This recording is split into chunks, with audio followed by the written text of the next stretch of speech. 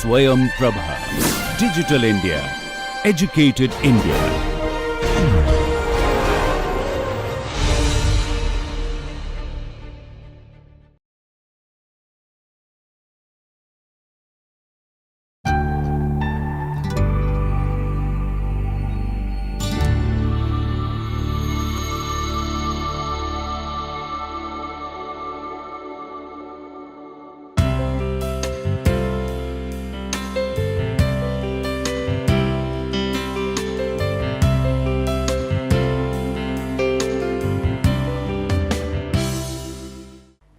Good morning and welcome back to the lecture series on partition of India in print media and cinema.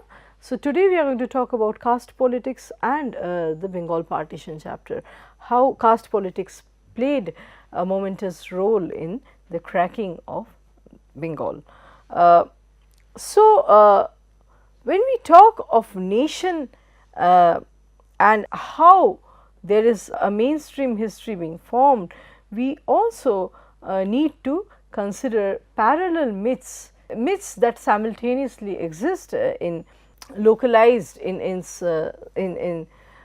smaller circles in the micro cosms, and so we see that the nation reaches the villages, the remote areas in the form of a simulacrum. So, there are telltales, there are half brewed truths, half baked truths, there are national events.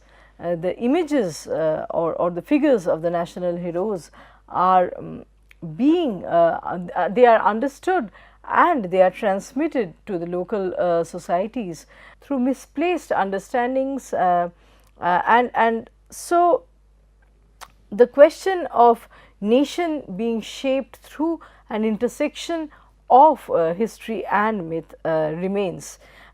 Sherlock Nancy talks about partition safely occupying a mythic status in the history of the subcontinent. So, myths and histories are not antagonistic, but they actually reinforce one another, they complement one another. The mythic has to do with the modes of representation. So, when we talk about the myth, we are talking about the representational politic. How, for example, the image of Gandhi and Nehru travel to a remote village in Bengal or Bihar or UP. What happens in the course of the slogans or the speeches by the high flying leaders reaching a village, how it is actually interpreted. So, the quality of fairy tale or folk tale or folklores and these high flying heroes being seen, being perceived as quasi mythical figures. A very important work by Satyanath Bhaduri, it is called Dhorai Charit Manas. So, Dhorai Charit Manas is actually, the title is actually parodying in a way Ramcharit Manas. So, Dhorai belongs to the sweepers community, the ones that clean, the cleaners community, and how they mention Gandhi as Gandhi Baba, and they consider him as the demigod, right. And so, the figure of Gandhi, the figure of Ram, they are almost conflated in the production of meanings at the level of a village, where most of the members are from the Dalit class. So, we have facts being facts intermingling with mass, the masses faith. There is a kind of religious attitude, there is a kind of worshipping, hero worship that the people from below actually extend to the leaders that they have never seen. So, the quasi mythical or the demigod's status comes in, right. It is a very curious kind of juncture where you know what Gandhi is trying to say in terms of you know something that could be understood as political astuteness by an urban audience or urban public is seen as axiom, as in terms of truism.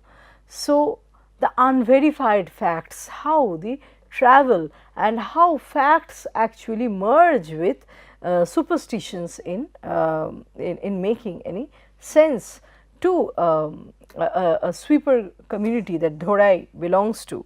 So, Urvashi Butalia says that this underside of history comprises of microhistories about how families were divided, friendships endured across borders, how people coped with the trauma and rebuilt their lives, resources both physical and mental.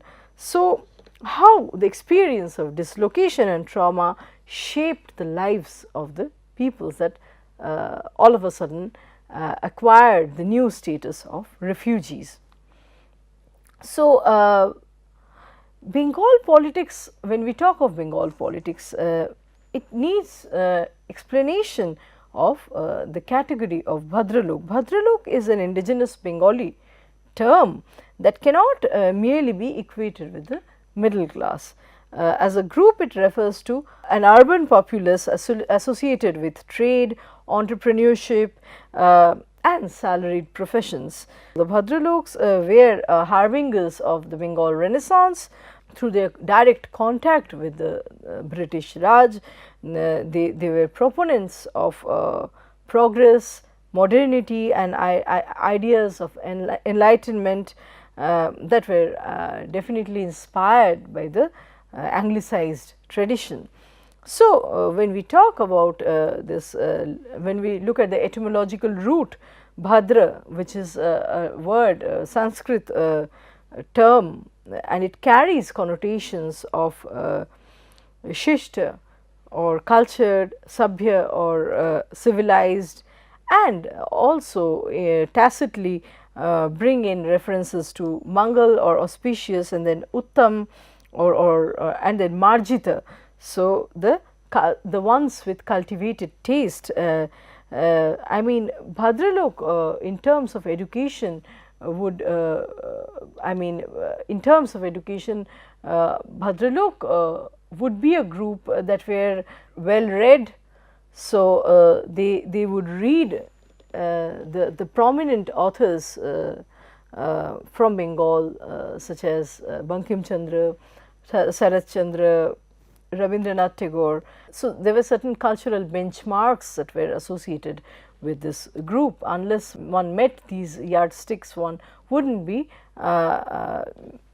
subsumed within the group, the social group that the Bhadralok constituted. So, Parimal Ghosh would say that the Bhadralok of the colonial times were the upper caste Hindu Bengalis possessing landed property, Western education and a code of moral conduct. Bhadralok is a variable social marker and it shifted historico-politically from aristocracy of wealth and rentier economy to a pride in Western education and inheritance of the Renaissance tradition in Bengal. According to Barunde, India's colonialism operated not only at the level of British bureaucrats, planters and professionals, but also the white collar brown sahibs, the merchants and the landed peasants, so the upper class peasants. There was a class of brown sahibs that had explicit fidelity to the cause of imperialism.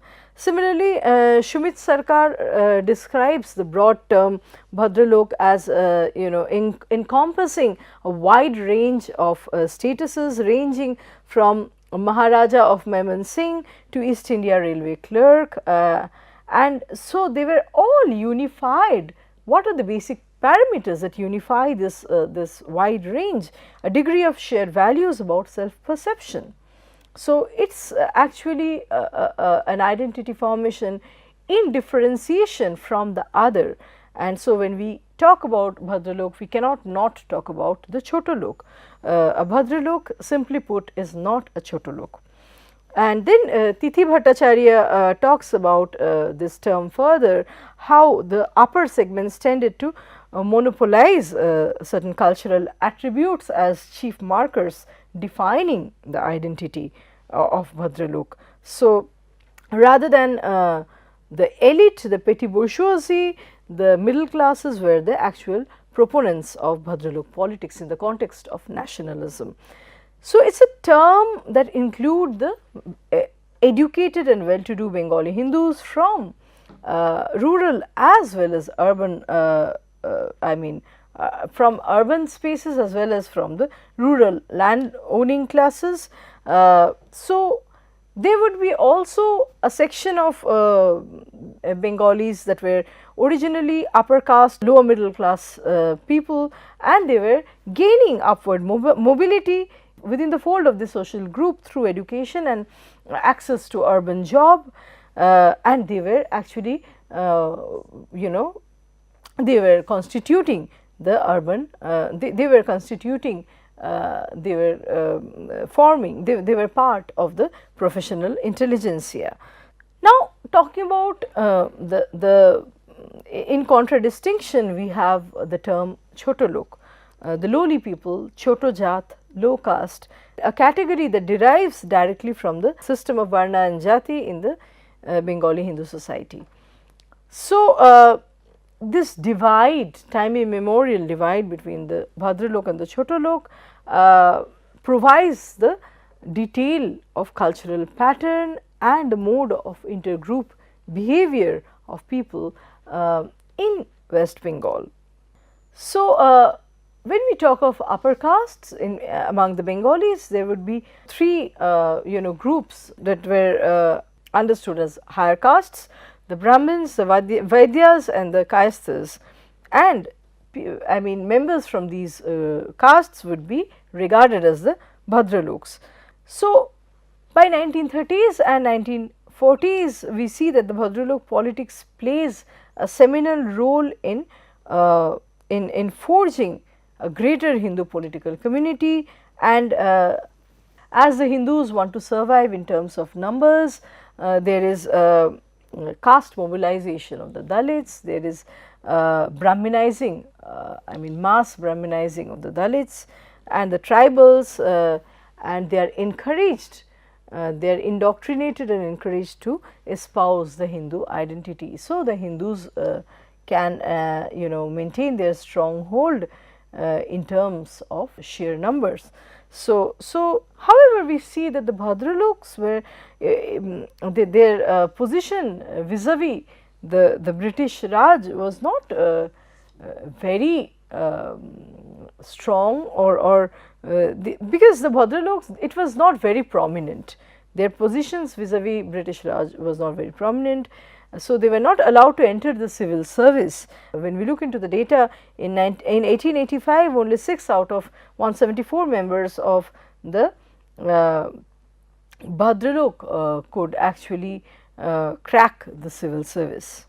On the other hand, we see a consolidation of among the Dalits. So, in the early decades of 20th century, Manindranath Mandal, who was a Pondro Kshatriya leader, he put in his efforts he built counter hegemony to Bhadralok politics and dominance through formation of the Bangiya Janasangh. So, Bangiya Janasangh was short lived. It was a milestone in terms of Dalits seeking rights in the history of Dalit politics in Bengal. BJS was important. It was a step forward. It was a milestone achieved by the Dalits in the history of Bengal. So, we look at C.R. Das's constituency, and Chittaranjan Das mainly won the presidency of Bengal Congress with the support of the Bhadralok populace. He represented the Bengal Congress.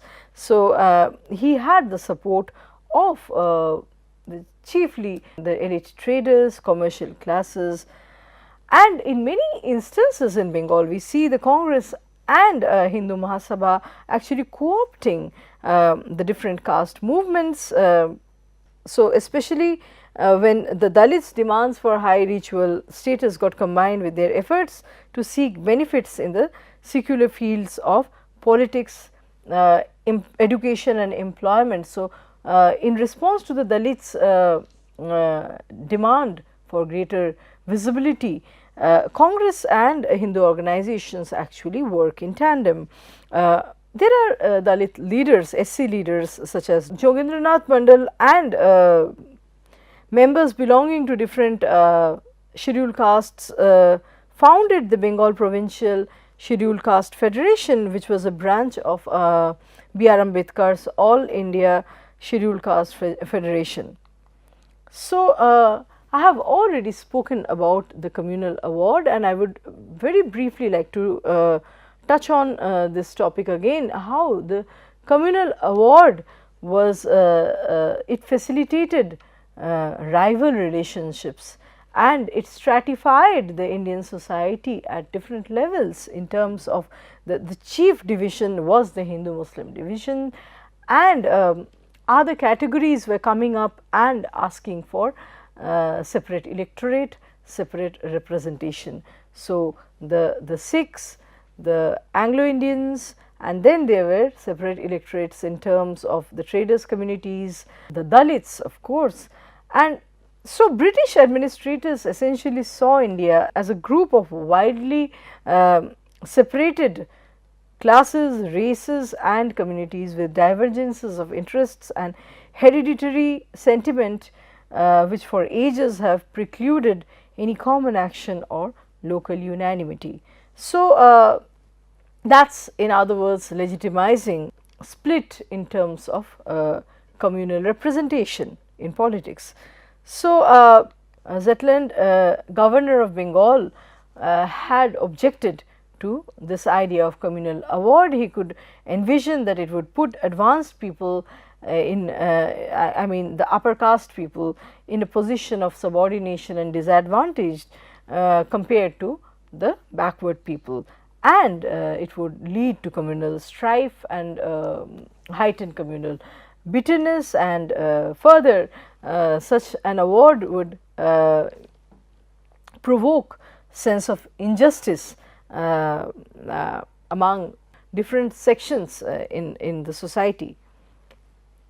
So, it would engender a sense of injustice at different levels of the society. So, the Indian National Congress was an outfit or an organization that primarily identified with the middle class upper caste Hindus, and early Congress policies were would not give much importance to the question of social reform or to the question, to the Dalit question, the women's question, to the question of protection of minority rights.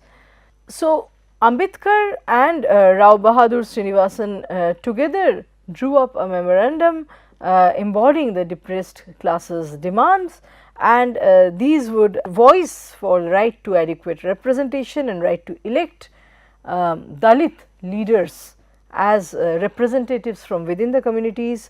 They would seek adult suffrage and separate electorates for the first 10 years, and thereby joint and thereafter joint electorates and reserved seats. So, the question of quota for the scheduled castes had actually arisen at this point. So, following the communal award and the Pune Pact, the scheduled castes in Bengal were 11% of the Bengal population. So, the idea was to include the SC population under the Hindus within the larger category of the Hindus, the larger Hindu community, and broaden the thereby broaden the Hindu political base.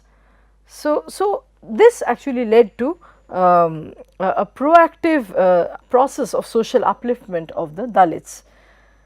So, So, we see that in 1945-46 elections, we have already spoken about these things in our introductory lectures. Congress won 80% of the SC votes, and so communal award reduced the Bengali Bhadralok to being a minority in the legislative assembly, which they had hoped to dominate. And so, the dream of provincial autonomy by the Bengali Bhadralok was actually shattered. Joya Chatterjee would go on to say that Hindu Bengalis from interest groups and Muslim politics were together responsible for the partition. The elite political groups were chiefly the enactors of partition. So, we see the major Muslim leaders such as Nawab Abdul Latif and Sir Syed Amir Ali that had affinity with colonialism and a long standing disjunction with Bhadralok nationalist politics. So, the link of caste and communalism went back to official sponsorship of depressed classes in the imperial census of 1911. Greatest setback for Bengal was in the same year in 1911, when the imperial capital was shifted from Calcutta to New Delhi, and it was taken, like I said, as a counterblast against Bengal. So, besides communal award in 1932 and the Government of India Act in 1935, there were other acts that played a major role towards further disadvantaging the position of the Bhadralok. For example, the Calcutta Municipality Amendment Act in 1939, the Secondary Education Bill in 1940 took away the Congressman Bhadralok's supremacy in the Calcutta Corporation and in the Secondary Education Board. So, till a long time in Calcutta, higher education would be synonymous with upper caste Hindu Bengalis. The name of a college such as Hindu College actually subscribes to this fact that the community that was mainly influenced by Western education, or the group that was mainly influenced by Western education in Bengal, were the upper caste Hindus. They benefited the most through coming in contact with the British Raj or the colonizers. So, 1940s onward, Bharat Sevashram Sangh actually starts attracting Bhadralok support, and even the Congress party starts taking part in the Sangha's programs. And a figure like Shyama Prasad Mukherjee, who had once championed the unity of an indivisible Bengal, starts changing his mind 1946 onward. He fears a serious threat to the Bengali Hindu culture if the Bengali Hindus are to stay within an undivided Bengal under the Muslim regime.